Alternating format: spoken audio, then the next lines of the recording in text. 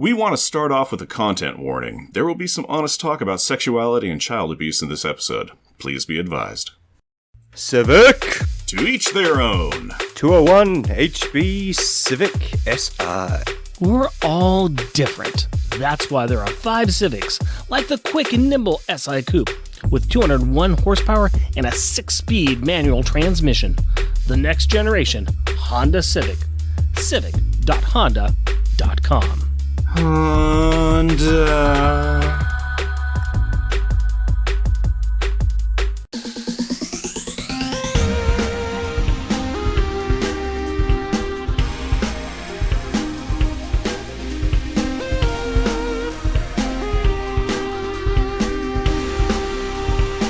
Welcome, dear listener, to our podcast. Jeff and Rick present Unpacking the Power of Power Pack, Where we journey through each issue of comics that include a member of the most underrated Marvel series from the 80s while drinking beer. analyzing awesome and amazing adjacent adolescent adventures, and absorbing alcohol. It's time to call the roll. We've literally never done that. I know that, but we have a guest this time, and I don't want the listener to get confused. We've had a guest on before. We've had this guest on before, and it's been fine. Yes, but we're also covering issues in a school, and I thought it would be thematic. Fine. Call your roll. Thank you. Alex Power. Yes. Julie Power. I like to read. Jack Power. Past, present, and future king of the school. Katie Power. Blowing stuff up is awesome. Jeff. Wait, that's me. I am Jeff. I am Rick. And I'm Spider-Man. Wait, no. And I'm Waffles. Parker. I didn't want pictures of waffles or kiwis. I wanted pictures of Spider-Man. I'm not going to tell anybody out there how long it took us to get to this point. Now, random banter, she ain't got your love anymore. Boom. Random banter time, buddies. Talk to me, tell me tall tales and tantalizing tidbits of trivia today. Well, we have kind of buried the lead, but we've got a guest on our show. It is one of our favorite friends and a return guest and somebody who's really darn cool. It's Waffles from Waffles and Mates Talk About Things. Waffles, how's it going over there in New Zealand land? It's not too bad. It's a bit rainy and cold, but good thing I got the washing in yesterday, otherwise I would have no clothes to wear. So these fancy duds, you see, are all thanks to the beautiful, wonderful weather here in Aotearoa, New Zealand. Nice. I like how we are just so much alike because it is cold and wet and rainy outside here in Portland, Oregon as well. So, huzzah! We are brothers. Small world. So, welcome back to our show. I really appreciate you coming back on. I know this is an issue that you wanted to do, and it's just a pleasure to see you and talk to you again and to hang out with you. No, it is an absolute pleasure to be back. It has been far too long since we've just sat and chatted, and what better way to catch up with old friends than to do it in front of a live studio audience? You better believe it. Fortunately for us, the large studio audience all has ball gags in their mouths. It's really nice because then they can't say anything. They're also tied to their chairs too, so. Oh yeah, that's the best way of getting an audience is, having that real sort of captive audience in more ways than one. And the best way of having a captive audience is to have a surprise captive audience. We've gone around all week long in our van and collected studio participants, whether they've known about it or not. Usually not. Yeah, well, I mean, And the best thing about it being Halloween is a van that says free candy on it just isn't suspicious at all. Nope, it's the best time. candy with a K, if it was C, candy with a C, yes, that would be suspicious. But when you got the K on there, it is like giving candy to babies, which we know nothing about. No. Basically, we said trick or treat, and then we picked trick. Pretty much. So now that the authorities are going to come and see us about this and many other crimes that we do, what has been new in your neck of the woods, sir? Well, we've just had our elections, and as Nice. of time of recording, so fresh, hot off the presses, the special votes results have just been counted. And so first thing I'm going to do once we've wrapped all this up is have a look on the government website and see what the government for the next 3 years of New Zealand politics is going to look like. Either way, I'm not too enthused about all of the options, but that's politics for you. What else is new? Yeah. It's sad when a lot of times when you're like, well, I'm going to vote this way because it's the best choice of a sad law. Yeah. It's either the lesser of two evils or the lesser of two evils. Either way, it'll be an interesting next 3 years. Hope for the best. Try to stay as positive as you possibly can. I find that positivity comes through a lot of self-medication. I still find the funniest thing, in the States, your guys' election season is like 2 years. In New Zealand, call the election a month, 2 months later, we have a new government.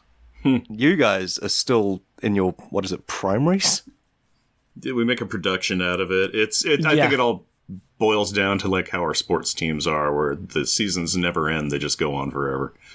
I think there's some place somewhere that I heard it said you have a good 3 to 6 months where you can effectively govern before you're actually starting to run for something else.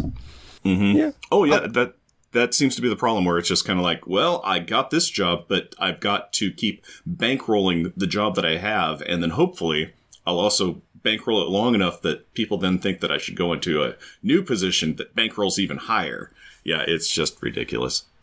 I'm going to switch us off politics before we bore every single person who's listening to our podcast. I'm going to mention something that is comic book related and is also what some people might say is a sad thing, but I'm going to say it's a great thing. My parents have finally decided that they are going to move into a retirement center. This is a good thing because it's been needing to happen for a while. So, that being said, my mom is trying to downsize their house to get ready for this. My dad, of course, wants to take everything. My mom's like, no, we are downsizing. And so I'm going over to pull things out of their house because that's the only way it's going to get done. I don't necessarily want to keep all of this stuff. I want to downsize myself, but it gets it out of my mom's hair. One thing I was able to grab, because my mom said these got to go, is 2 binders that my dad has had ever since I was a little kid. And these binders were really special to me because on the inside of these 3-hole punched binders is a whole bunch of comic books that have been 3-hole punched into these binders. Rick showed me those last night. He's like, ready to have your heart break? These are Classics Illustrated. And my dad has all of these things 3-hole punched, loose leafed in these binders. And that's where they have been for years and years and years. I remember looking through and reading these things when I was a little kid, before I really knew about comic books. And then when I started collecting comic books and started to get taught, this is how you take care of comic books, I went home and looked at these and I started crying. Well, I mean, having 3 holes punched through every single page of the comic, that's not too bad, as long as there's no writing on them, right? Oh, yes, my dad put his name and the date when he purchased them. Yeah, he stamped those right on the covers of all of them, too. So, and these things have been well read and well thumbed through. But they're mine. They are all mine.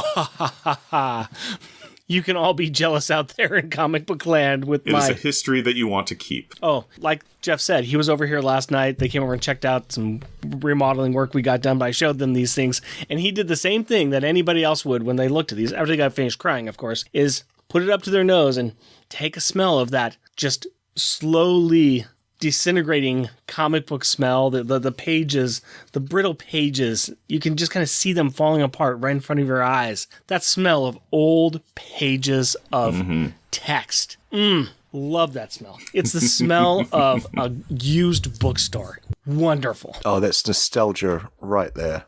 Just I'm half a world away and that description, I can smell it from here. It is. Yeah. It's those fun core memories. Yes. I actually was thinking that this could actually be a fun podcast in the making. He's got these in somewhat of an order. So they're mostly in numerical order. Some are missing, some are not. But I think it would be fun to just go ahead and do a podcast on each one of these things. Starting with 3 Musketeers and going through and talking about it and the artwork and how the story kind of lays out. I think it could be kind of fun. But, we're the only people talking about Power Pack. We might as well be the only people talking about Illustrated Classics comics. I mean, it's a niche, but it's... Yeah. It's a niche of a niche. I'll tell you what, I'll listen to it. And yet it's still talking about the greatest things. You're biased, though. What, me never know. You got all tied up, and you're on the bad end of Big Power Pack, so you're trapped.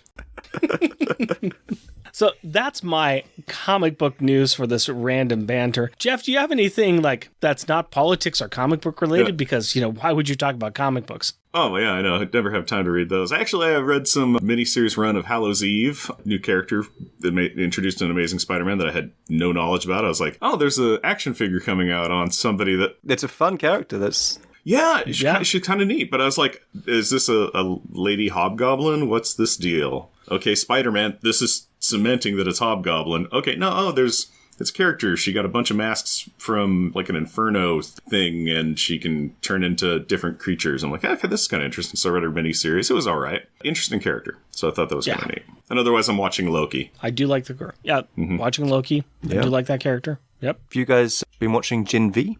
I have not. I did hear about that. It's not bad. I love The Boys. I've heard it's really good. I want to watch it. I'm also watching One Piece on Netflix, except the way that I get to watch any kind of media at this stage right now is like One Piece is, each episode is an hour long. And I got to see the first episode over multiple days in about 4 sittings. So I'm like, Gen V, I want to see that. Put it on the pile. Yep. I might try to watch Bodies because I did hear some good things about that too. That's the time traveling one. So I might check that one out myself. Nice. Once my wife and I get finished rewatching another watch through of Ted Lasso. Oh, yeah. So good. Oh, you got to get your Ted Lasso then. I have to watch the heck out of that forever and ever and ever. Okay. I think we have got caught up on all of our pop culture. I think it's time that we move on in to this book that Waffles wanted to be here and talk about. And the only way we can do that is to find out what happened last episode. So, Jeff, hit me one more time, baby. Forgetting what a flustercluck it was when the Avengers recently stopped by the Academy, Hank Pym decides to invite Magneto and the X-Men to the school to help them sort out the monstrous murder of their metal maid. Unsurprisingly, a giant fight breaks out amongst everyone until the fight stops, and then Magneto tells Hank that the murderer was a time traveler or a dimension hopper or something. Then everyone goes back home and no one is happy. Now that the Hazmat outs Julie, and it is a really uncool thing for her to do. 2-sentence replay is over. Why don't you give me a beer and tell us what our Power Pack pick is? My pleasure, my friend. Jeff, the reason you came over to my house last night is because I had a bunch of beer, and I didn't want to drive over to your house again. Yeah, so, it's true. You've got the beer. Yep. You've got one of the nice, pretty paper bags I gave you. Why don't you go ahead and open it up, and let's see what's inside. What do we got here? It is a can of Java Brewing Company Fluffy Puffy Sunshine, New England style India Pale Ale. Story time is brewed and canned by Ya Brewing Company, Spokane Valley, Washington. Hey, I know there. It's a pretty can. It's got nice yellow intermingled triangles with silver starburst coming off of it. It's real pretty. And let's see. Fluffy Puffy Sunshine. That would be kind of like a descriptor of what Hazmat would call light speed, I would imagine. Something in those realms. Everybody in this episode is nothing but fluffy and puffy. Oh, it's true. So happy. Everyone is so Lots joyous. of sunshine. Yeah. From the opening scenes of this book all the way through, that's nothing but fluffy, puffy sunshine. Ain't no clouds in this sky. Over here. Not near the Academy, but over here. Not a single cloud. Irony. Your name is Fluffy Puffy. A true-to-type New England IPA with a smooth, creamy mouthfeel from heavy doses of flaked oats in the grain bill, citrus taste paired with large quantities of dry hops makes for a genuinely tropical aroma. Very low bitterness. Ooh, 6.5 ABV, 30 IBU. That is what we're drinking tonight. Waffles, what do you got from Down Under? Sorry, close to Down Under. Way down under. Oz! Way no, down no, under. no. I have Boss Rainbow Mountain Blend iced coffee. Ooh, nice. That sounds well good. played. Yes. I like the can, too. It's got a rainbow feel to it, which vibes nicely with Julie. Oh, yeah. Boss Coffee Rainbow Mountain Blend is a famous blend in Japan, crafted primarily from Guatemalan rainbow mountain beans to create a uniquely balanced coffee. You are all over the world map on that one, aren't you? Japan, Guatemala, and New Zealand. It's an international cast of characters, and so an international rainbow drink. Because why It not? works. Have you had that before? Yes, and it is very good. Okay, excellent. Iced coffee in a can.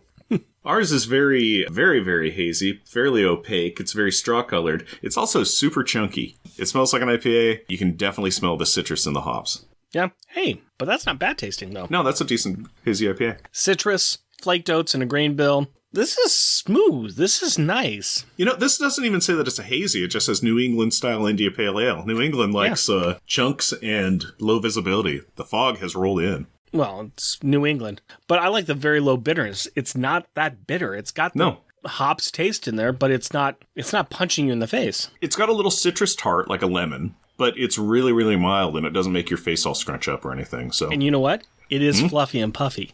it is. It is. There was many times we drink beers and we're like, that's not very descriptive. This one is. I think it's the giant head that you have on yours that's giving you the fluffy puffy. And the sunshine is literally the color of it is just bright yellow. It's good. Well- It's enjoyable. I like it. Yeah. I drink more of that. Not too bad. We have some beverages in front of us, some caffeinated, some alcoholic. Will that be enough to get us through this book? Only one way to find out. Opening credit time. Let's do this. Avengers Academy, issue number 23, February 2012. Second Chances. Credits. Writer, Christos and Gage. Penciler, Tom Rainey. Inker, Scott Hanna. Colorist, Chris Sotomayor. Letterer, Chris Eliopoulos. Editor, Jake Thompson and Bill Roseman. And featuring the staff with Giant Man, Tigra, Quicksilver, and Hawkeye. And can't forget about the students. Reptile. Both versions. Finesse. Striker. Metal. Hazmat. White Tiger. Lightspeed. And introducing X-23. Rawr. What the, yeah, nah, she'll be right, was that? It could be one of two things. A, my cats all waking up from a nap at the same time and realizing that they are too close to each other. Or B, Tigra and X-23 trying to kill each other. Just wait a minute. We just did an episode with the Avengers and the Avengers fighting. And then an episode with the Avengers and the X-Men fighting. Didn't they specifically address this trope and ways to get beyond it? That was like a month ago. Who can remember anything from back then? Plus, this is what the people want. And it is just a test. An evaluation of X-23's fighting style and skill. But with no safeties on and real blood being drawn on both sides. But since these are two women who have a history of insanity and losing control, it is entirely reasonable that they can turn off their bloodlust after the evaluation. History be darned. That's just what they do.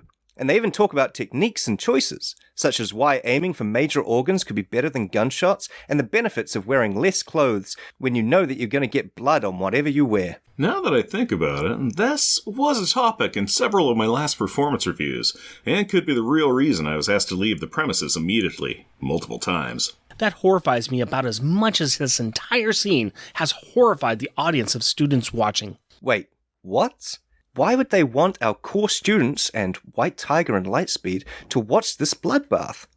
What's wrong with you Americans? Man, nobody got time for that lengthy, wide-ranging discussion. This is an introduction of Laura Kinney, X-23, to the Academy. And what better way to introduce a lethal weapon than to show everyone what it does before you just drop it in amongst the population? Actually, that is a good description of what is wrong with us as Americans, but I digress. And so does this narration. We find out that our point of view for this book will be coming from Reptile, or to be clear, the current day body of Reptile, which is mentally inhabited by the future version of Reptile. We learn a bit about his mission through his angsty reminiscing of what is occurring. He has been sent back to make sure things that happened in his past occur in the way that will lead to the future he came from.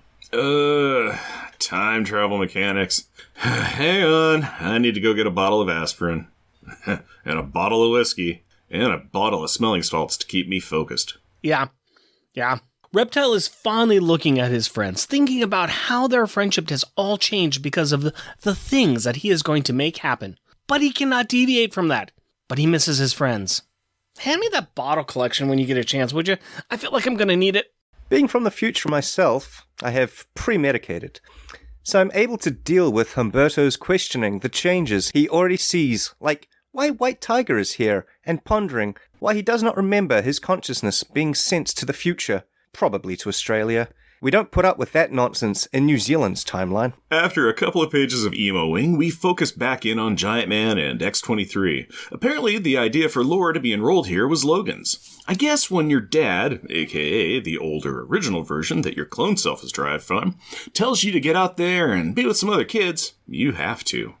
Even if you were trained to be an assassin from a young age, and will likely kill everyone if your manufactured scent trigger is accidentally set off. That seems to be the argument this young lady has. But she still introduces herself, her backstory, her warning labels, and the standard lawyer disclaimer that if you are dismembered by being around her, well, that's all on you, boo. The crowd of kids pause for a moment and then decide as a group that having a friend who is part Cuisinart, part murder maiden, part emotional detachment, and all cutie patootie would look great on their resume. I would like to point out that Stryker is verifying that Axe body spray is not her trigger scent. And of course it would be that kid that wears Axe body spray. And speaking of which, this starts off a long scene, and the reason I wanted to be on this show. Julie starts to fly over the obstacle course, but Brandon, glad that his choice of deodorant won't result in one lady killing him, calls after Julie and not subtly asks if she is gay. Stryker is like a product placement in a movie. He has never done anything subtle in his life. Case in point, zapping Julie with electricity to stop her. The superpower equivalent of grabbing a woman's wrist as she's trying to walk away.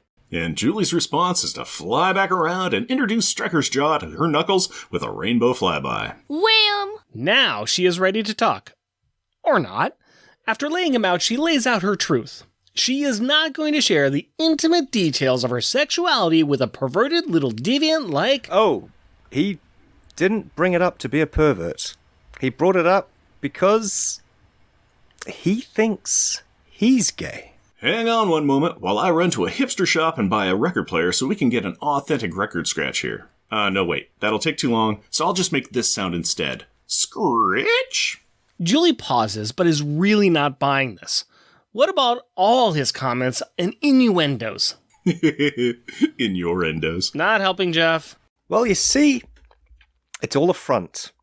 A facade. He's been putting on the hypersexual macho act to cover up for his insecurities. This honestly is enough for Julie to put down her fists in defensive rage and to start talking. She knows exactly who she is, but she doesn't know if she's gay. On that front, she just knows that she loves who she loves. Now we get into the real, meaty and talky part of this book. Julie and Brandon have a long conversation about who they are and what they feel. Julie is tired of people telling her she has to choose. She does not want to. She wants to love who she wants. She has not had time to really identify or to think about all this until now.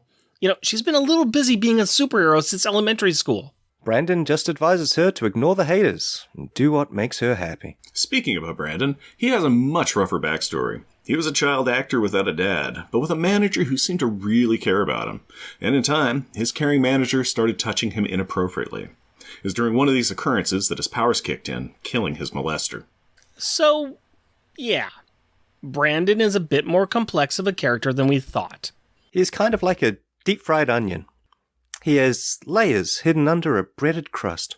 Burdened with guilt of killing someone, tying in his sexuality with his trauma, and he is hiding all of this with jerky sexist attitude? I do not know where I'm going with this sentence, but here I am. That is okay. Julia's got this. She's been listening to Brandon, and she's pretty sure that no one has the power to make you something that you're not. I hate to be that guy, he says as pushing up his glasses, but I am pretty sure there are a number of characters in the Marvel Universe that have exactly that power. Okay, Purple Man Rick, but that's not what she's talking about. Like I said before, Brandon did not have a father figure, and he really liked how his manager paid attention to him and seemed to really care about him. Before he started doing what he did. Again, Julie is amazing here. She's pointed out that this is not his fault. This man used Brandon, and that is wrong. And she is sorry. That's what Brandon needed to hear. He breaks down, and Julie holds him. Phew. Well, I think we can unpack all of this for later. But for now, the two have obviously become pretty close, and they both promise to be allies to each other. And all this was watched by Reptile. He was told by future Brandon that he had to see this. That may be some serious pranking or ego, and I'm not sure exactly which. Well, what other mischief can Reptile watch and or cause? How about hitting a hat trick with Hazmat, Metal, and X-23? What can possibly go wrong there? I mean, Laura is the new girl who is very cute, dangerous, and forward, while Hazmat is jealous, prickly, and has a power that keeps her away from everyone, and Metal is a little thick and oblivious. Oh, wait. Hello, love triangle, you beautiful, basic plot elemental shape. It starts out simple enough.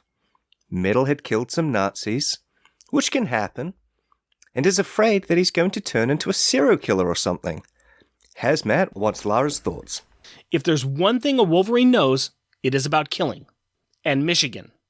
Wolverines know a lot about Michigan. I don't get that joke. Neither do I, Waffles, but that's not new when you're around Rick. So, while Hazmat is proud of herself for soothing Metal's troubled soul with news that killing for a purpose is okay, Reptile walks up and drops a seed of concern into Hazmat's ear. Watch out, Hazmat. Looks like you've got competition. That lovely seed takes root in the fertile soil of a fragile young woman's view of herself. It drinks deep and quick in the nutrients of doubt, uncertainty, loneliness, and hate. Then it grows into a gnarled plant of jealousy. Dang! Put down those brushes and paints, Bob Ross. We see your dark little unhappy rain clouds. Operations Lurk and Confusion are complete. Now it is time to infiltrate. There's another event that is vital to the future that Reptile has to get involved with. Oh, is it buying stocks? Is it betting on sporting events? Oh, is it toppling a government? No, it's helping the Avengers save a mutant kid who is being harassed by a group of purifiers. Ugh, boring. Hey, Waffles, there is nothing boring about stomping on armored bigots picking on a defenseless kid. Fine. Think global, but start local then. Giant Man, Tigra, Quicksilver, and Reptile trounce these reinforced religious rejects rapidly, only to watch in horror that the Reprobates would rather blow themselves up with an all-consuming fire than be taken in. The object of the mission, the young mutant kid named Jimmy, accepts the Avengers' offer to come back to the amazing academics' sprawling estate with free food and housing and beachfront property, rather than staying on the streets. A sound and logical choice. From the file that Hank was sent, it appears that this kid is an orphan who was never adopted and quit going to school. The kid has had a tough life, but since he is a mutant, maybe he'd be better off with the X-Men?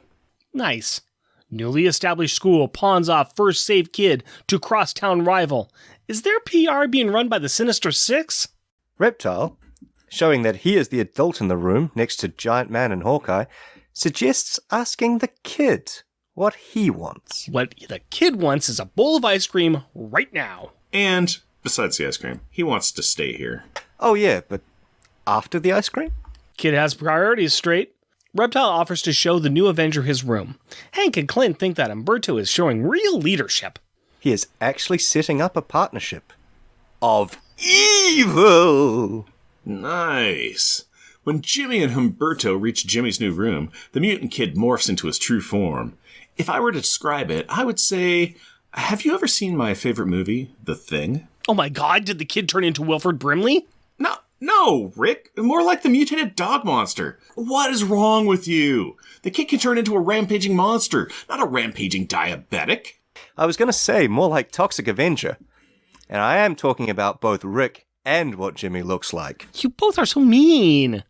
This kid Jimmy is actually hybrid, a character that has been kicking around since the early 1980s. He's a hybrid human and dire wraith who has fought with the ROM and the X-Men. That would be why he did not want to live with the X-Men. I thought it was because the purple on his skin would clash with the yellow and black uniforms. Hybrid has sussed out that Reptile's consciousness is from the future, so why should he not just kill him now? Oh, this is easy. There is an order of things that has to be done, and Reptile is offering him a school full of prey to eat, minus some selected friends. Sounds like a deal to me. But, as stated, I am partially evil. And speaking of which, what is happening in the future? Nothing much. Just that a child has broken into the room where the future Academy members are plotting evil, and we find out that she is the daughter of Finesse and Reptile. What? We are going to go ahead and dive head first into the cover of this issue. Gentlemen, we made it through the synopsis, and what are we looking at here? We're looking at a Wolverine being thrown right at us. Who wants to Yes, Oh, that's a fastball special if ever I've seen one. Yeah. Who wants to describe the cover, aka the fastball special? Waffles, you're the guest. Please go at it. Oh, I would be delighted. From our point of view, the reader, we have an X-23 coming straight at us, claws extended, clearly being thrown by metal in the background. It's just nothing but pure rage and fear-inducing if ever I've seen it, but simple, elegant, clean, beautiful. Yeah. Avengers Academy. X-23 joins the Avengers Academy. I mean, that's it. Yep. It doesn't happen in the comic, but it could happen. And I bet Metal would love to throw a cute girl across the parkway or something. Yeah. Who knows? Maybe they're playing lawn darts, and they're playing the most dangerous lawn darts of all. I don't know what they do at the Academy. They got weird tank traps and stuff around their tennis courts. They play basketball over a pool with robots. I mean, Yeah. they play a little dangerous anyways here. Yeah, they're a little fast and loose with their yard games. Yeah. I mean, this is just clearly dodgeball after somebody's accidentally blown up the ball. Dodgeball with Laura. spiky things. Lawn darts with spiky things. What else? Tennis. They could be playing tennis. Could with railroad spikes. Badminton. Volleyball. Volleyball with bowling balls. Oh, it's cricket. They're playing cricket, clearly. Yeah, basically. No. My- Hang on a second. They are not playing cricket. Nobody understands that game. Well, that's the point. But people love it. I like this cover. This would definitely be a cover that I wouldn't mind having on my wall. It's a good one. I will say it is a painted cover, and there is a bit of a cleanness with Laura's face. I mean, they kind of do the thing. How can you tell Laura's young? It's because they have no wrinkles or creases on her face at all, which, yeah, it makes her look young, but it also makes her look like she has had a body injection of Botox. But what's funny on that is she had her lips thinned, not plumped. Yeah. So I guess she did the Botox first, and then later she'll have to get the collagen implant. Hey, what can I say? Beauty standards are harsh, even for superheroes. It's true. And besides, she has to keep getting the Botox because her healing factor keeps on dealing with it. I mean, Yep. it's never-ending battle for these people. Anything else anybody want to say on this cover? Oh, I should say it's done by Rodin Esquillo. We'll go ahead and start off with the talk first, I guess. Might as well not walk around it. We'll just go ahead and talk about it. I'm sure you got things you got to say, Waffles, because you wanted to talk about this book, right? I did. And if you'll allow me to get quite vulnerable for a second. Please. And also just a warning to the audience as well. You got the content warning up top, but this is going to be quite raw. I myself am bisexual. It is something that I haven't struggled with it, but I've struggled with the perception of it for many years. Never fully wanting to accept it in myself. Sort of grew up in quite a conservative household. Cliche, I know. But it is one of those things that has a lot of trauma associated with you, especially growing up in an age when it wasn't really a thing. You were either straight, which was fine and normal, or you were gay, which was shunned and punished. And bisexuality just didn't exist. And so reading this comic and hearing them talk about it, both the being gay thing and the being bisexual thing, in a very non-confrontational, non-judgmental way, I had a lot of emotions about it. I did cry the first time I read this comic, especially these panels, just to see it sort of laid out quite. Just, it's a very matter of fact to be like, this is just who I am. I love who I love, and that shouldn't be anybody else's business. And it is I think, quite empowering to see it. It especially in such a way, there is like a lot of, toxic masculinity tied up into that, which we see with Stryker, and the dismantling of that, the discussion around that. And it's just, it's a very, I know, it's a very rare thing. It's becoming more common these days as more and more representation is happening, which is great.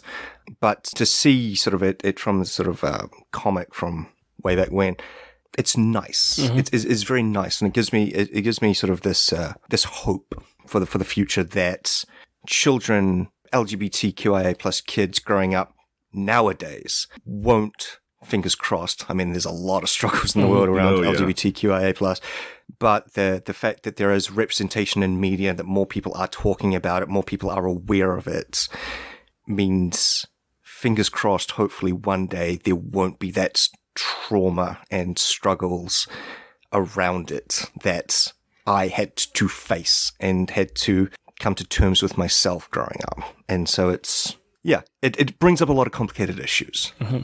It's also a comic where people are punching stuff and killing Nazis, which, yay. It's something everybody can get behind.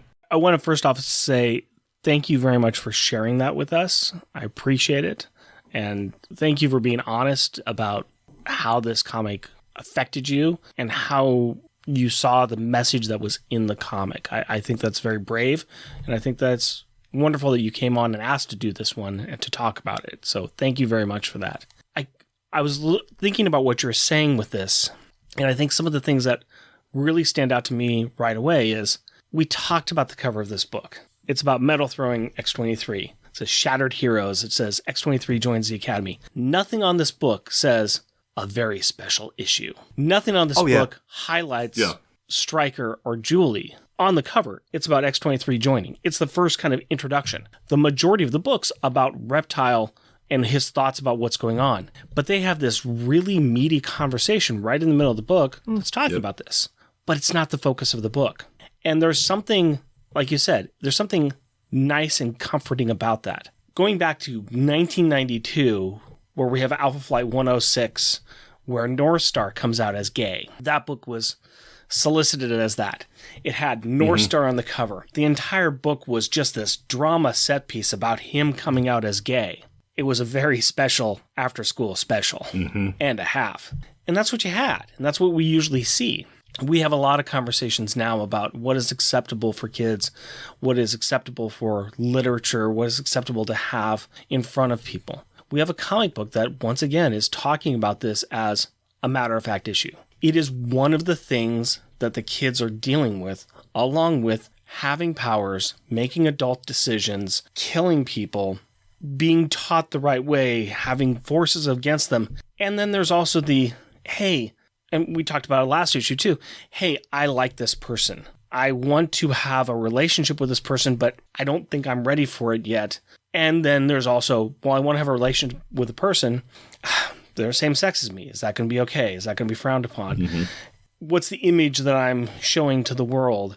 Why am I showing this image to the world? There's a lot of these things that are going on, and they are the more relatable issues than I've got superpowers.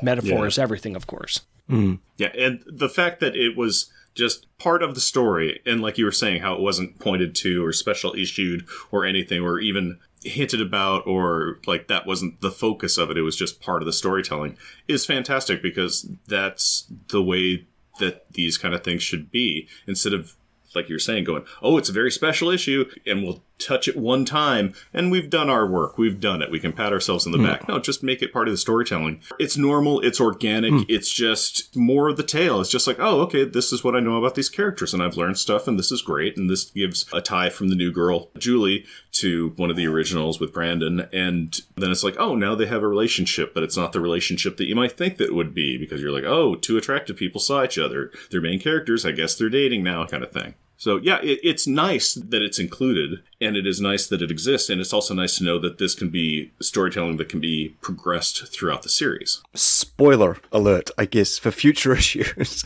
The fact that this plot point isn't left here. It's not a kill your gays situation where character comes out as queer, it's this whole big thing, and they die at the end, which is an uncomfortably common trope. But the fact that both of these characters have plot points going forwards that deal with their sexuality, and I'm not going to spoil it, in interesting ways, and how they handle that and how that ties into the story, I think is handled quite well in my opinion, but other people might have different readings of it than me. But yeah, like it's very, I don't know, it's just nice. They can have this, like, it's not a world-ending threat or anything like that. Like, the fact that this comic makes room for this conversation. And one of the things I really want to highlight is the fact that Brandon's queerness isn't, like, linked to the trauma. They address that and say that you can have trauma and you can have a past,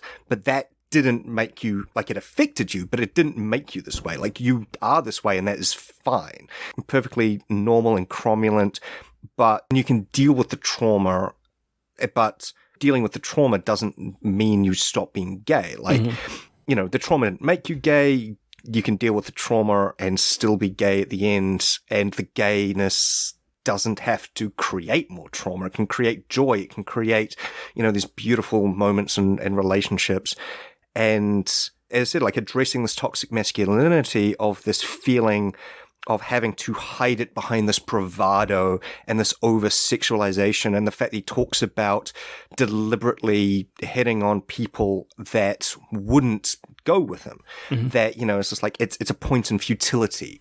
And addressing that, and because, like, that there is that temptation to mask and to hide and to play this character that you believe society, especially because he is an actor, he is involved in the arts, and which is my background. Like, I'm from the theater, I am classically trained, so, like, you know, this hits hard just in all these, like, dismantling of tropes and addressing it, and just really having this sort of beautiful moment of, you have a past and that is okay, and your past doesn't have to prevent you having a future. Yeah.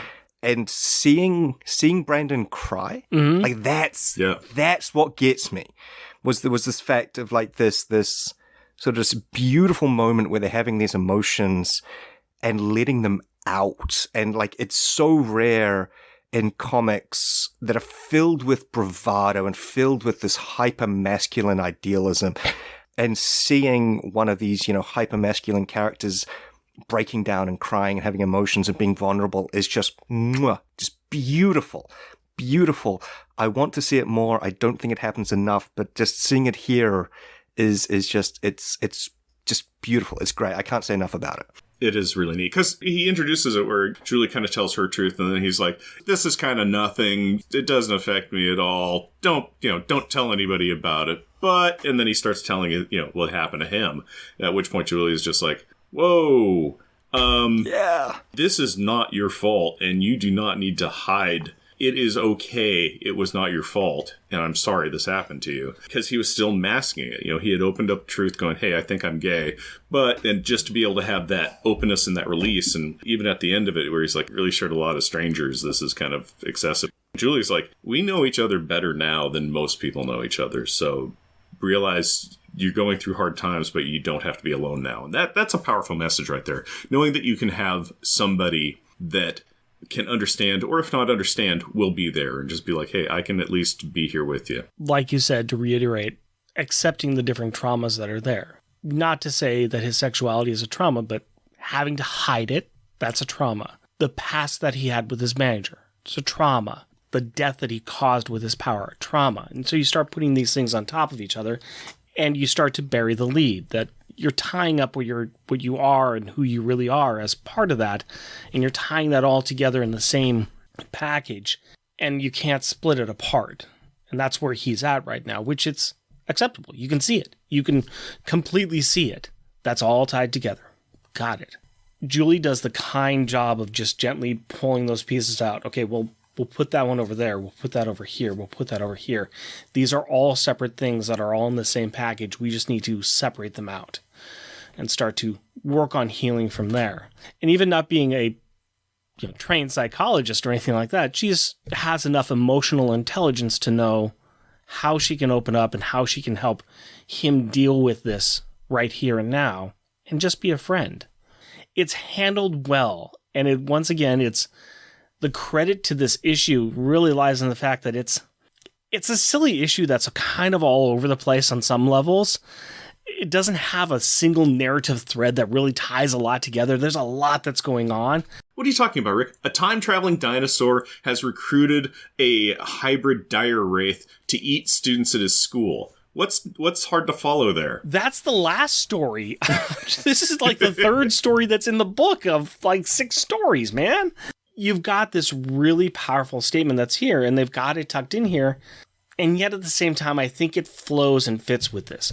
Going back to what Reptile is doing, Reptile is watching this. He is the narrator of the story. How much you have to think is Brandon, kind of skipping ahead to the end here with the future issue that's going on. The main students of the Avengers Academy in the future have decided they're going to go back in time and they want to make sure that this timeline's correct. Is Brandon really punking his friend Reptile? Is Brandon trying to destroy what they're really doing subtly by saying, hey, you have to watch this interaction? Because what this is doing is this is causing him to care and say, wow, there's a lot that's here. And it's causing him to question what he's doing in the past and how he's getting involved and what he's seeing and what he's experiencing. Does Brandon really want Julie to die? Julie, helped him out here. That's a lot.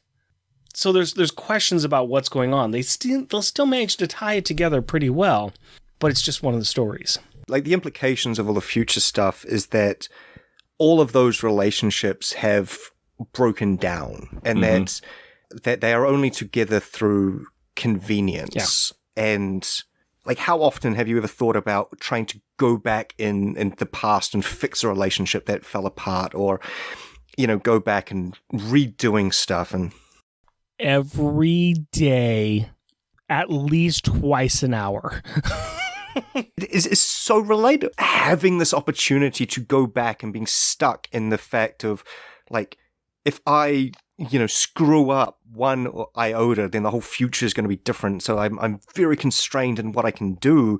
But if I can introduce just a drop of empathy into this, if I can just introduce just that little bit of element of humanity, that even though we are dealing with world-ending stakes and, these massive threats and huge amounts of trauma, at the end of the day, if we can still have that compassion for each other while we're saving the planet and saving lives and everything, that is, that's important. That's something moving forwards that we can't travel back in time, but we're constantly traveling into the future. Mm-hmm. And so remembering that just a drop of compassion, a drop of humanity can be so powerful and so affecting. And I think that's what we're seeing here. My reading of it is that he's witness this moment of vulnerability and compassion and let that affect you. And once again, not spoiling future issues, but it has an effect. This goes somewhere. Because thinking about that, Stryker also let their kid, Maria, into the lab. It was she's safe. I couldn't stop her. Yes. It's things like that. So that is kind of interesting you're saying this, because they don't say who is trying to keep the future the way that it is, but it honestly seems like it's the worst possible timeline. So I'm kind of what's so good that they have to save by ruining everything else? Because it's oh, hey, Reptile and Finesse had a kid together, but Finesse doesn't let Humberto call her by the name anymore. Hey, gosh, I wonder if I told Metal about what's going to happen in the future, if we could still be friends. Oh, well, just so many different things. And then it's introducing the horror known as hybrid into the school. Feast or prey or hunt on other students except for a select few. It's just it doesn't seem like you're trying to keep something good alive. Because Humberto even says, he's how many times do people wish that they could travel back to high school knowing what they know now? Yeah. But instead of making it right, I have to keep it the way that it was. It's like, at that point, I also don't understand why you would travel back in time, because you're just going to possibly change things. But that's, whatever. That gets an entire thing about the future, the future affecting the past, and which timeline is this, and are you going to believe Back to the Future laws or Avengers Endgame laws on changing time and reality and that kind of thing. And you already are changing it anyways, because you've got your future self in there affecting things, and it's not going to get affected the right way. And you've already come down there and realized, oh, I didn't remember White Tiger being here. How could I forget that? Yeah, it's already changed. It's already changed. So you've already screwed up. You've already failed. So you know what? Why not try to make the best of it then? Mm-hmm. One other point that I want to get to is my favorite Gin Blossom song, and that's Hey Jealousy. What do you guys think about the entire love triangle thing that Umberto is kind of starting here? You got the weird relationship between Hazmat and Metal, and you got Hazmat just not being that sane of a person anyways. She's got very fragile ego. And then you've got Laura there, who's just being Laura, and you got Metal there just like, oh, I'm a big dumb ox. Thoughts? Other than Laura, making him feel good about his murder rampage spree that he went on. Okay, he called some Nazis in mech suits. She's like, okay, I consider myself an expert on very few things, but killing is one of them. Here's more story. There's a difference between killing to protect people and killing because you get a thrill out of it. You did it to protect people. Yeah, but I got, I did feel a rush after I'd done it. Yes, that's the adrenaline, and people can get addicted to it. What does it make you feel like when you think of it now? He's like, I want to hurl. She's like, you're not getting you had a rush, but you're not becoming addicted to it. This is something you don't want to do. He's looking at her just, because she's just kind of like, here, let's process what you're feeling and give you some, emotional basis on that and some concrete structure to work on. And he, so he's looking at her like, hey, wow, that really helped. Thank you. I don't think he was just like, hey, wow, thank you for justifying my murders. You want to grab a malted sometime? No, I think he was just looking at her like, wow, she's helping me. He's not thinking of her in any way other than as like, oh, somebody help me, when he's got his girlfriend there. I think we've all got that. It's just the piece that's added in there is Reptile coming in and just adding a little bit of fly to that ointment. Yep. And causing Hazmat to go off the rails for no reason except that she's a Hazmat. She's Hazmat, and it's kind of what she does, and she's very twitchy. Yeah. I personally have a soft spot for these teen books. I love Avengers Academy, Champions, Young Avengers, any X-Men teen books. Strange Academy is quite good, and this is just one of the it's just one of the tropes that comes with the territories. Is you got to have those love triangles, you got to have those miscommunication errors of these two people are very clearly in a relationship. This person is very much not interested, but the drama. And so it feels very much like the writers taking off a checklist of, oh, we've got to have a love triangle in there somewhere. I really like Metal and Hazmat as a relationship, as physical metaphors of him being sort of this very sort of soft-hearted person behind this very tough exterior, her having a toxic personality, as well as literally being toxic to anybody who she opens up to. And I'm fairly sure, and correct me if I'm wrong, in past issues, they've had conversations about whether they're together because they actually like each other, or whether they're together because, literally they're the only two people that can be in a room without killing each other. Pretty much, yeah. And there is a foundation to this relationship, and I think, when they want to be, they can actually be sort of quite sweet and loving to each other, but once again, going back to trauma and being teenagers full of hormones and not knowing how to process things and having these hairline triggers, it's all part of the course, and there'll be some interesting things coming down the line from this, but it's very much paint by numbers of how these plots go. Doesn't mean it can't be good and interesting, but this sort of physical metaphor, I love when they do that. It's almost like a normative determinism, but artistic determinism.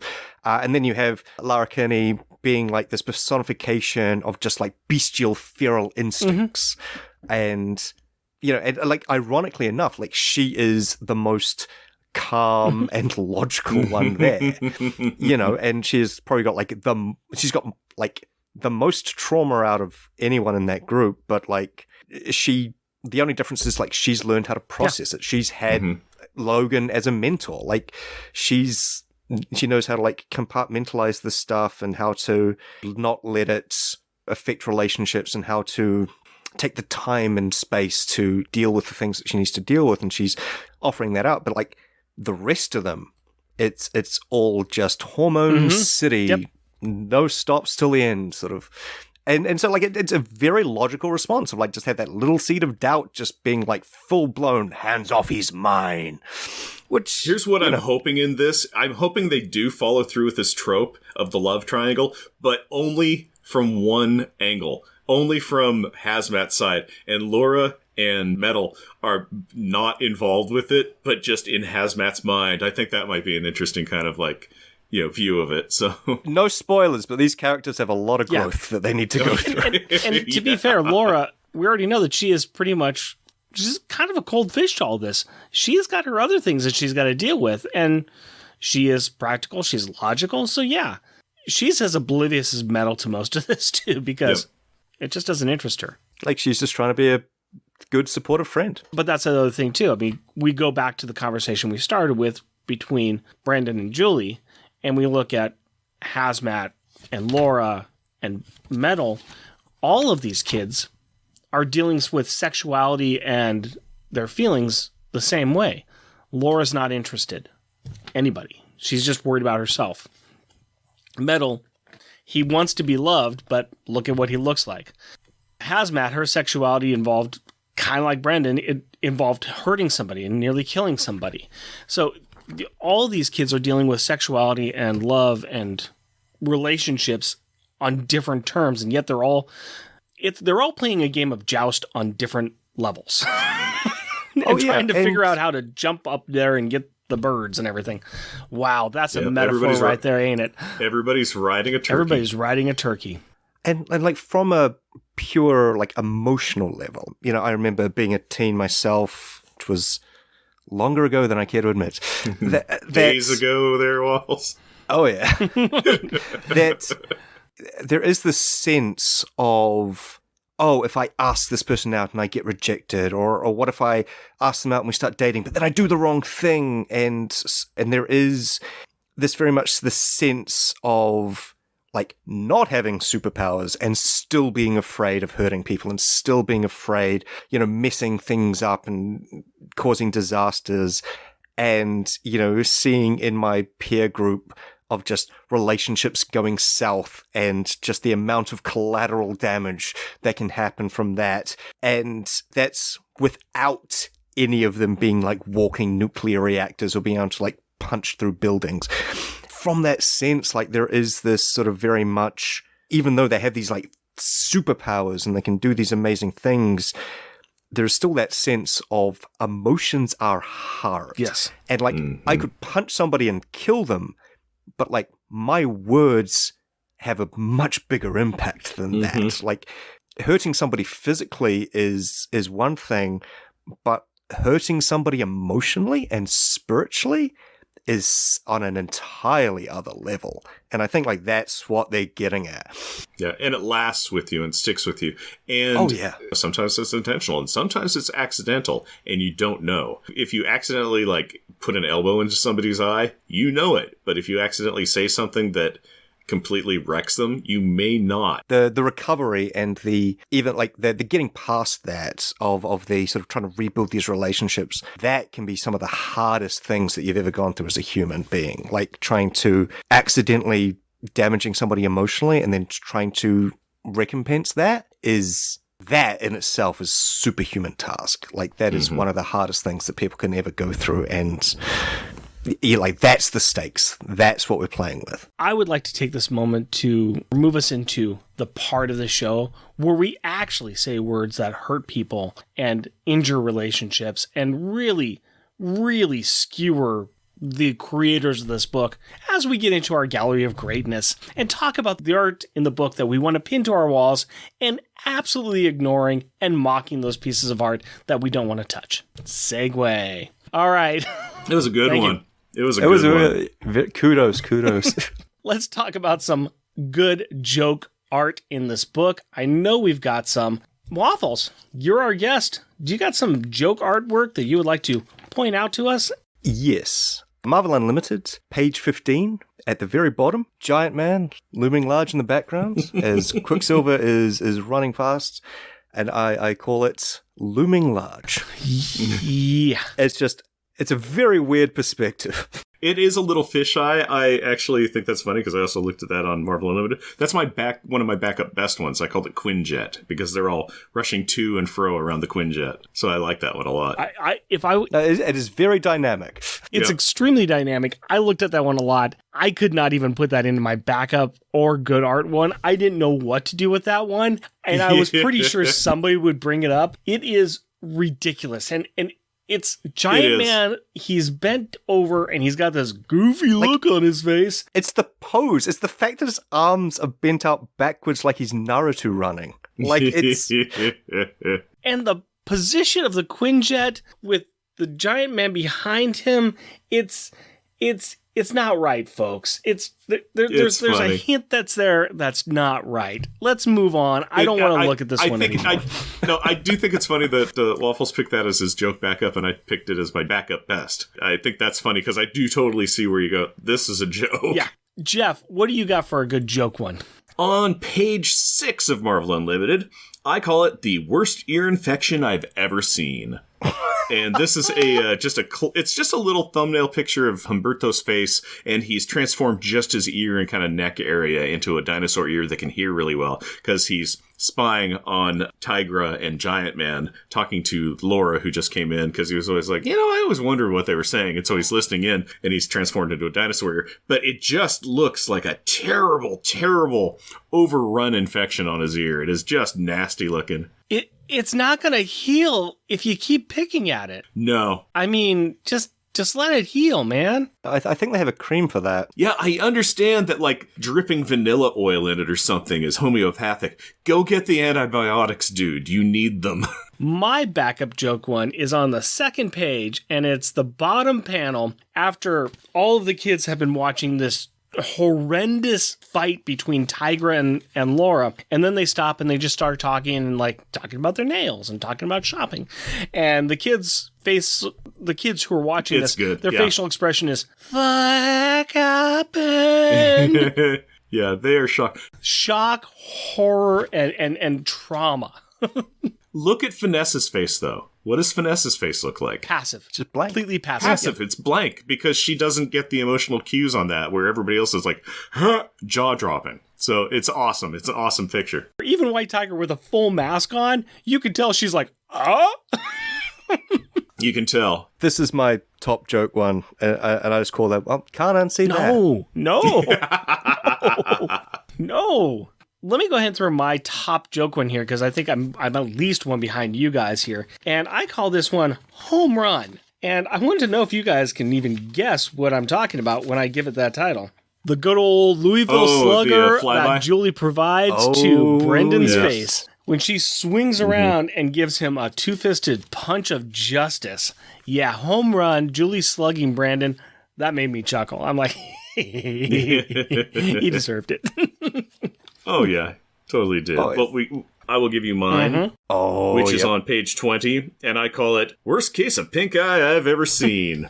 And this is when, notice the theme, this is when Jimmy is transforming into his hybrid form, except he's got one human eye, one big swollen yellow eye, his skin's turning all pink. It's just, again, go and get some antibiotics. You've got a bad infection. Pink eye.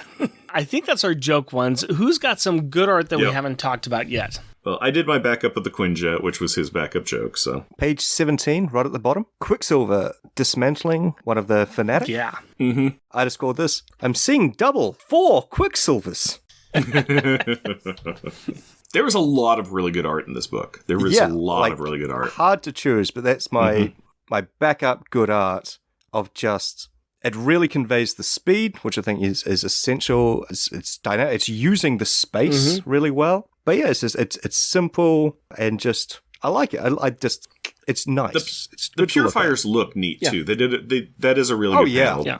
Yeah. And I do like this one too. I like a good speed motion action scene. And this one's really good. It's a real good use of Quicksilver as a character and circling around. You get the motion, you get the feeling, you get the urgency. It's a really good use. And especially with the color, the green color against the white of the Purifier is also very good too. That almost made one of mine as well. With the red eye right in the dead center. Yep. I think that's what sold it for me, was just the fact, use of color, but just like the red eye draws your eye to it, and then the Quicksilver's around. Just, it's really dynamic. It's really well positioned. It's got, and like, you could see the passage of time throughout it. Like, you can see the cause and effect of this, the very rapid dismantling, which is fun. Speaking of rapid dismantling, my backup art was the first page, the up close and personal bloody fight that's going on between Laura and Tigra. I liked it. I mean, you're seeing Laura's blades all bloody. She's got her foot up. She's about to just stab Tigra right in the face.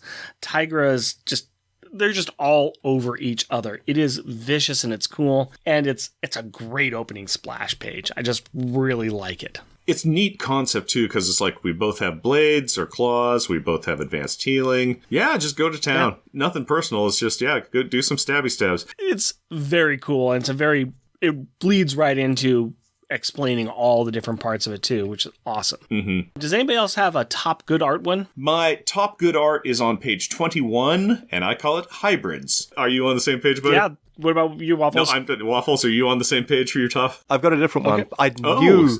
I was going to put that one, but I knew you guys would pick it, and so I deliberately chose something else so we could talk about. But that is just phenomenally well done. This is when Jimmy has turned into his hybrid form, which is fine, this human dire wraith hybrid. Humberto, as Reptile, he's transformed, he's like partially transformed, because normally when you see him, he's like full dinosaur. In this, he's got like a stegosaurus tail, he's got dinosaur claw arms, he's got like not a triceratops head crest kind of thing. But it's got like, bony head crown kind of thing. Yeah. He looks awesome. And it's just it's like these are two hybrids talking to each other. This is cool. So that's why I picked it. I'm sure Rick did for the same reason. Pretty much the same reason. It's a great just showcasing of art here of like, I want to draw two ugly monsters and I want to just enjoy it. And it's great for that. It's right out of a Monster EC book or something like that. It's great. It's pretty neat. What you got there, Waffles? Page 9, top right panel. It's very simple. I call this one Finger Gun Stun. It's Julie Power being completely stunned, and it's just this beautiful look, like finger coming out at the audience, face of just the ultimate expression of just, huh? This is after Julie was reading the riot act to Stryker, and Stryker's like, I think I'm gay. Yep. Oh, and this has become a different conversation. Yeah. And it's like one panel captures, like you can see so much emotion happening. It's just simple, elegant, no word balloons, no captions or anything like that. Just all of those emotions captured in the art. And I like it for the simplicity and just like really using the visual medium of story, of comics to tell the story. Like, you don't need a thought balloon. You don't need anything else. It's all just in that look of just wide-eyed, mouth agape, finger just halfway through the accusation. Like, I really like it. I think it captures the moment very succinctly. And it's got some innocence in there as well. There's a lot of good feelings that are in there. So that's a real good choice. Real good choice. I'm sorry, Jeff, I cut you off. Were you trying to say something, you hussy? Ooh! Rubber and glue moment. What was the best or most childish insult in here? And I went ahead and threw out the top one I had with Hazmat calling Laura a hussy. That was my top one. Yeah. That was my top one. It was pretty devastating because Metal didn't understand what was going on. No, not at all. Not at all. And she's dragging him away, and he's like, Waffles, what do you got? What's a good rubber and glue moment or a good backup one that you got in this book? My backup? I went a bit non-conventional. Okay. But it's from Julie Powers. You might recognize the art. That hurt, you little wham.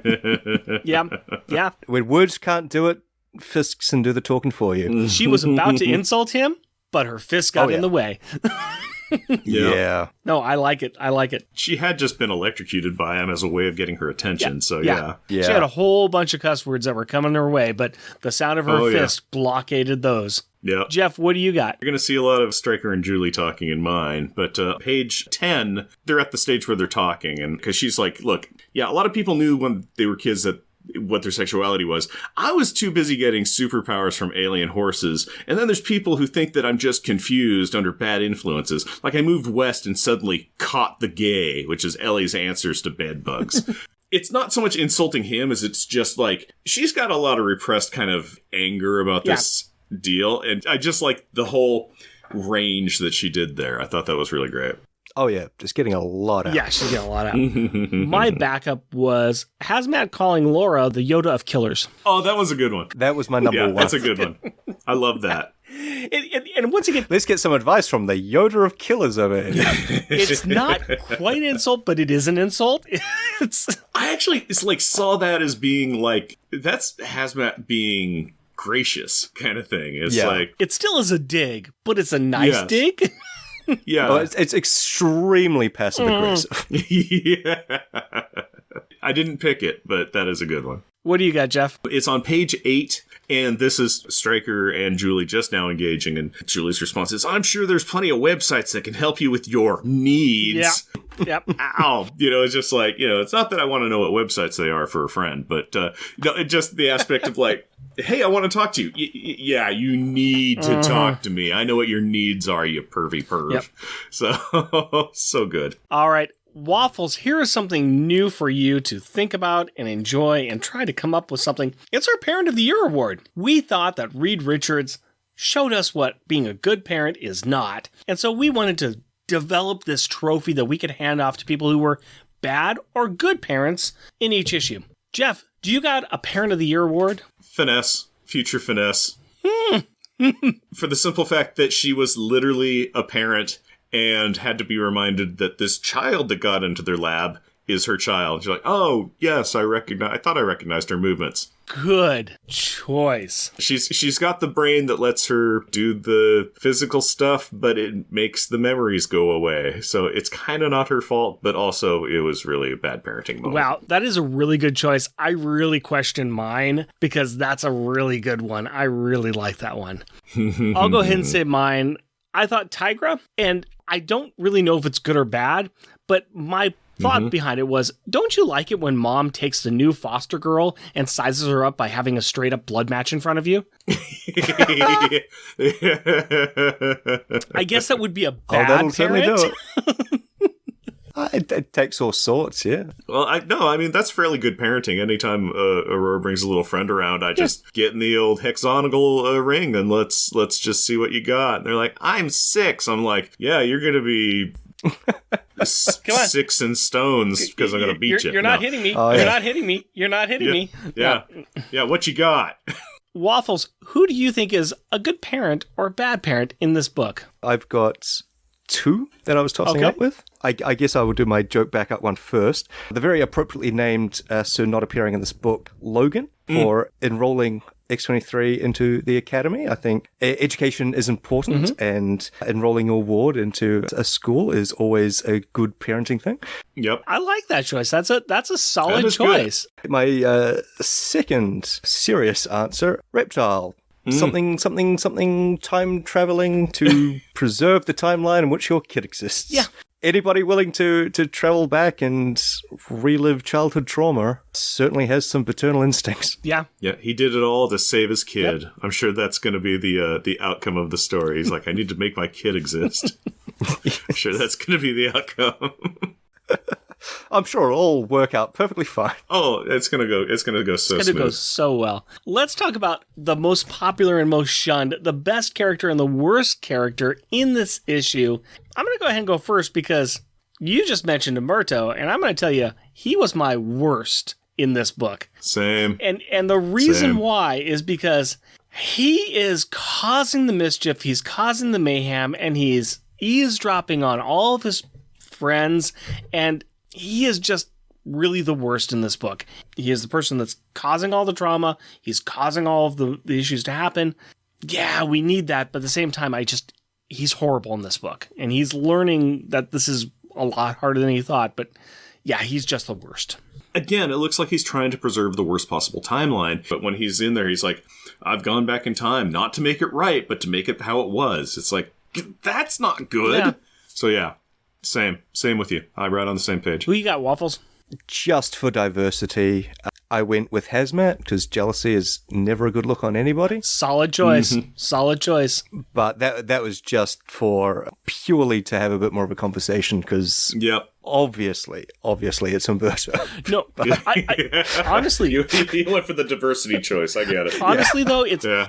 going back to that conversation. The fact that it took one sentence for Umberto Yes, to push her over the edge. The fact that she was already thinking Yeah, it. yeah. The fact Yeah. that, like, yeah. Yeah, it didn't take much for her to go over there. He's like, this is the easiest thing I had to do all day. Push. Oh, yeah.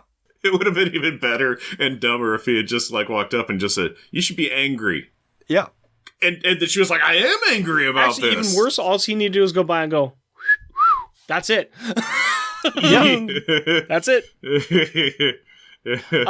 Hey, what time is it? Oh, that's on that Laura Yep. Hussey. Oh, that's I'm going to be shocked if we don't all have the best one here.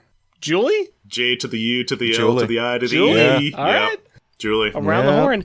Julie is a Yep. good friend. Yes. That's it. That's it right there.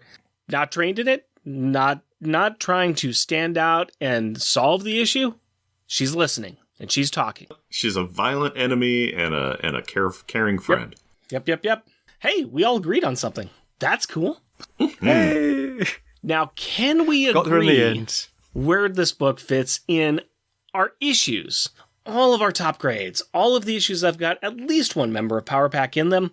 And of course, we start off with Fantastic Four number 588, A Month of Mourning, going down to spot number 16, where Julie becomes an actress for a hot second in Loners Volume 1, number 4. Going down to spot number 28, Runaways, number 1. The Runaways are told by Gert from the future to beware of Victor. Another future time-traveling one. Spot number 45, one of Jeff's favorite issues that got really sunk down into the list somehow. I don't understand why. He loves Darkhawk. I don't know what's going on here, but spot number 45 is Best Darkhawk number character 2. ever created. Chris is offered a personal trainer and he goes into space to do like parkour or something. And then at the bottom we have Loners number 3, What Lies Beneath. Julie is in a hospital and everyone finds out nothing.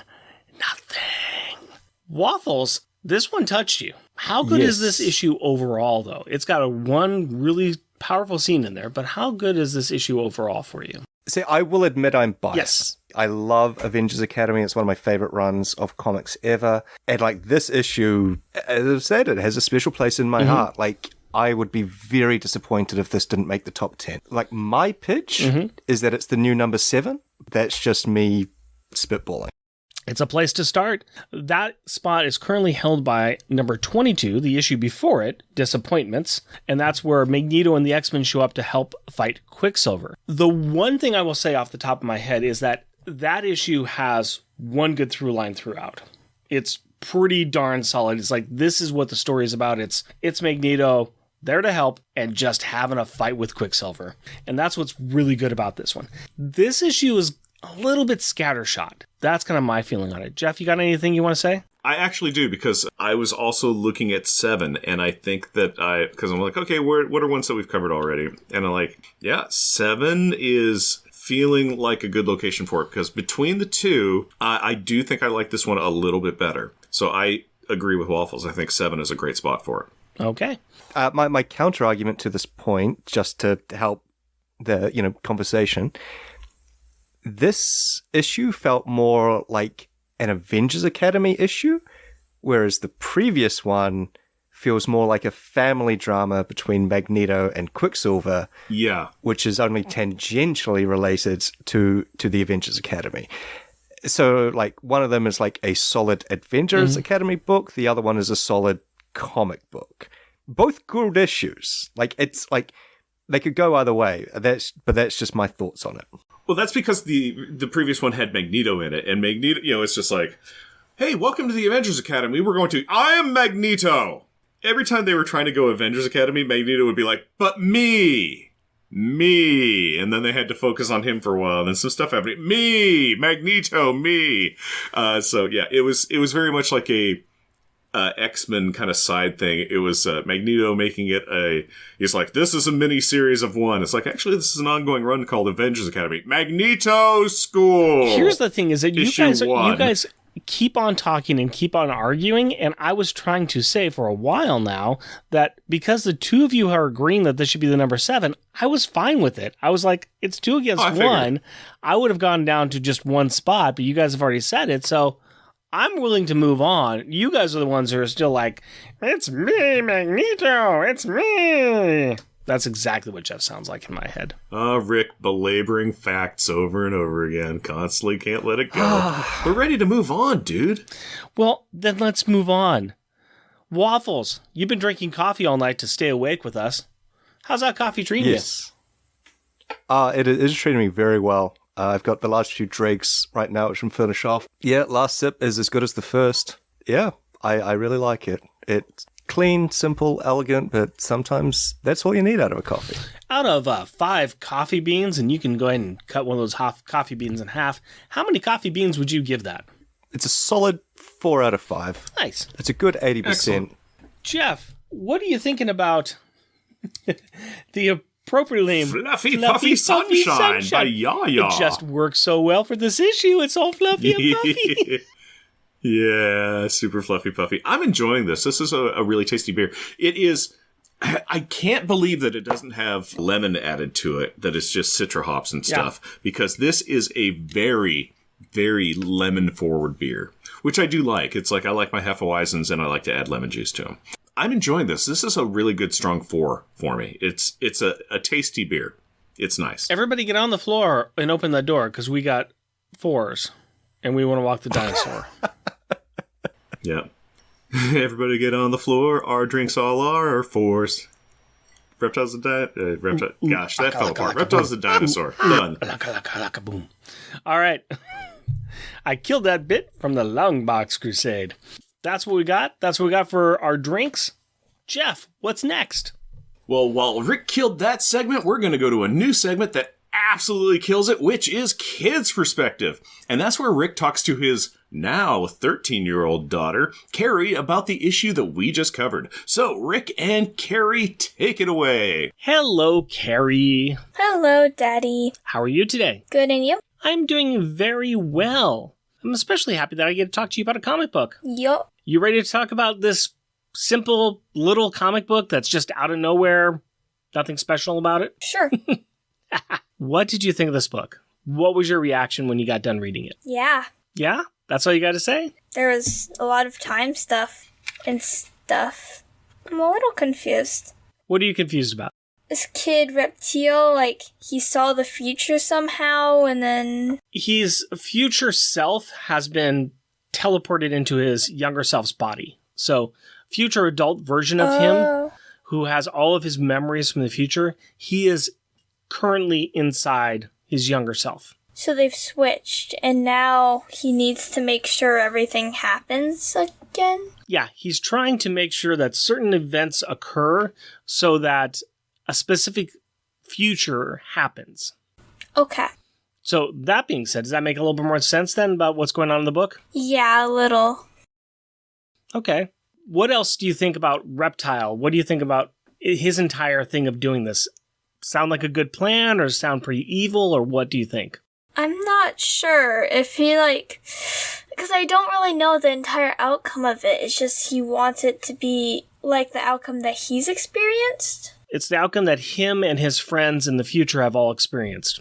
So if he's trying to lead to that, I mean, I don't know. Time is weird. Time is complicated because who knows that this is exactly good.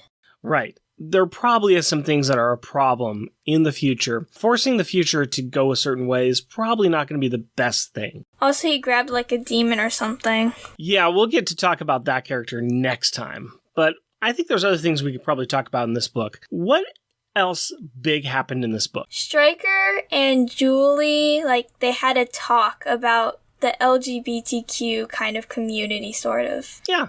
Brandon was asking Julie to help him because He thinks he's gay, right? Mm-hmm. And she's, like, bi. She's trying to figure that out herself, isn't she? Mm-hmm. Yeah. What did you think about that conversation? What did you think about their interaction with each other? I think the way Stryker introduced it, like, how he just immediately started, yeah, that was a little weird, like, how he tried to get her to talk to him. Like, you don't need to, like, hurt someone, just do that. But, anyways, but I think them having that talk was kind of a good thing because they just need to sort of kind of reach out and help each other, sort of. Kind of gives, like, a connection. It's them talking to each other, being supports for each other, and also trying to figure out who and what they are, correct? It's kind of like a counseling session, but with someone your own age. Yeah, it's good to be able to have those conversations with people who are open and willing to talk to you and willing to help you when you need help, correct? Yeah. Did you think that it was good and appropriate? Like, how serious it was?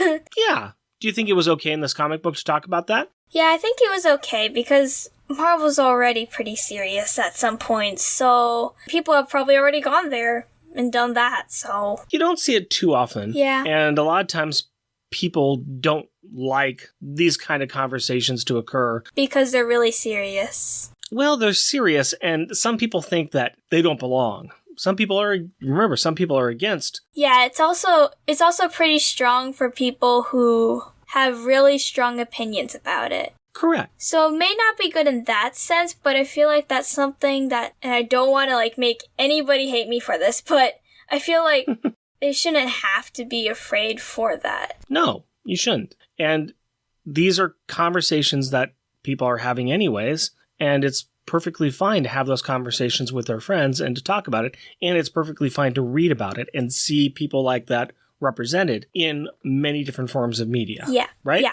All right. Yeah, any questions for me? Nope.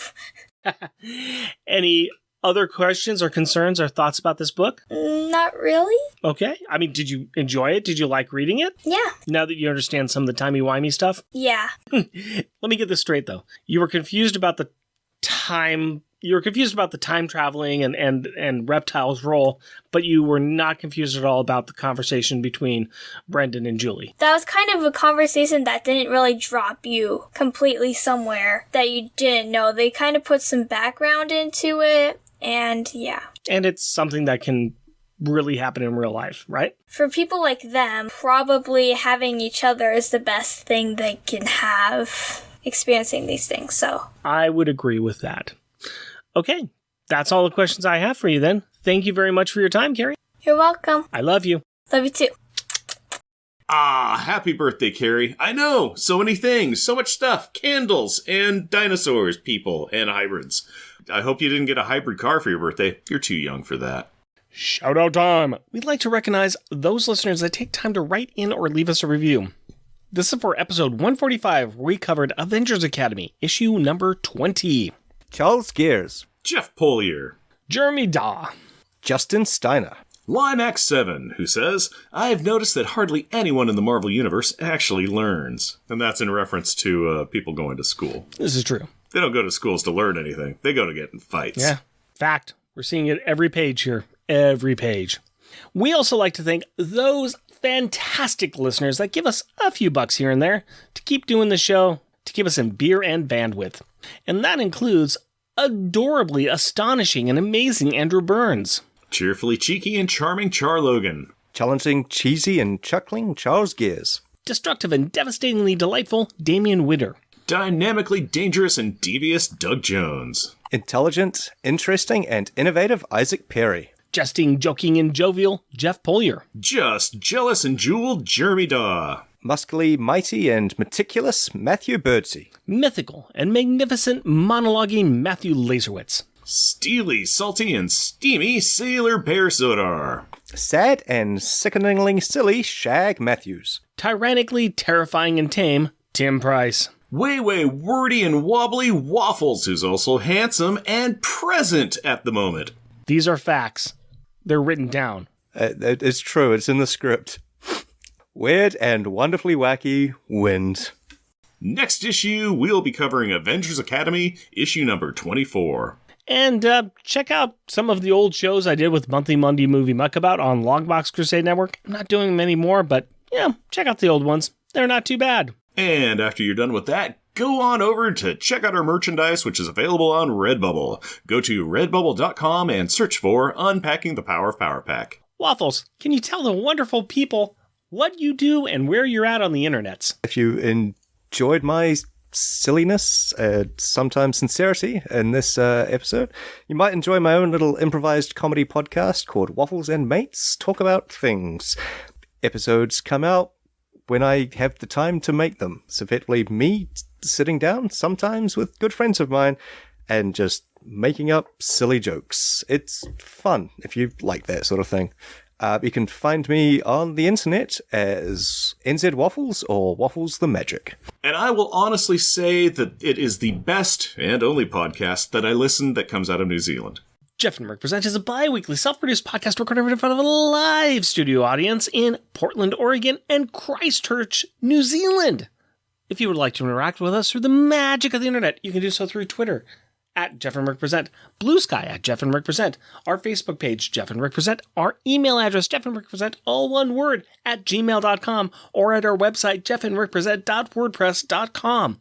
Also, our YouTube channel is at Jeff and Rick Present. And if you would like to help support our show, we are on Patreon. You can find us at patreon.com, Jeff and Rick Present, all one word. We are also a proud supporter of the Hero Initiative, and we'll be donating 10% of our Patreon donations to this great cause. We encourage everyone to give what they can to this worthwhile organization that helps the creators who provide us with such great content. Go to heroinitiative.org to find out more. Please rate and review us wherever you can. Tell your friends about us. Tell your mates about us, or share your love for us on social media. And as always, we want to thank the powerful people in our packs. My wife Cindy and our daughter Carrie. My fiancée Hillary and our daughter Aurora. My mate Mario. I love you, buddy. We love you. Until next time. Costumes off! Our theme music is 80s Action by Kevin MacLeod. Also featured in this episode is Cityscape Dreams by Artie, the AI, and Sasha. All music is found at incompetech.com and is licensed under Creative Commons by Attribution 4.0 license.